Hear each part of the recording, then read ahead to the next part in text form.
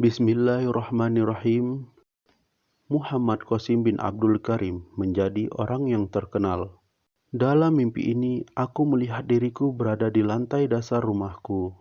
Beberapa orang datang mengunjungiku ke Pakistan dan kemudian mereka kembali. Lalu aku melihat suatu tempat, mungkin Indonesia atau Malaysia, kekurangan hujan dan mengalami kekeringan. Sekelompok orang di daerah ini kemudian berdoa kepada Allah Subhanahu wa Ta'ala agar diberikan hujan dan kemudahan. Pada saat yang sama, aku juga berpikir bahwa tanaman di rumahku tidak akan tumbuh kecuali ada kelembaban di udara. Karena kurangnya hujan di tempat lain, maka Pakistan juga terkena dampak, dan itulah mengapa kelembaban di udara menjadi berkurang. Kemudian aku melihat Allah Subhanahu wa Ta'ala menjawab panggilan dari sekelompok orang itu, dan hujan mulai turun di sana. Hujan itu juga berdampak pada rumahku, dan aku mulai melihat hujan gerimis melalui jendela.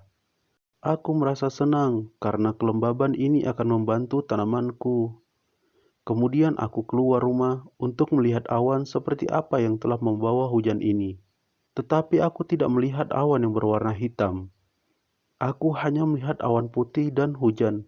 Lalu aku kembali ke dalam rumahku.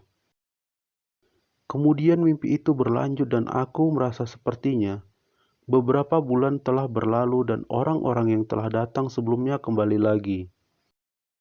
Aku merasa bahwa saat itu adalah akhir Januari atau Februari. Ketika mereka kembali, pekerjaan dimulai lagi dan banyak orang mulai mengetahui mimpiku.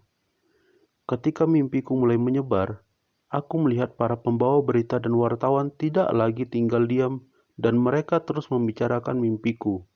Semakin hari semakin banyak orang yang bergabung dengan kami. Dan aku juga melihat bahwa pakaianku juga telah berubah secara resmi.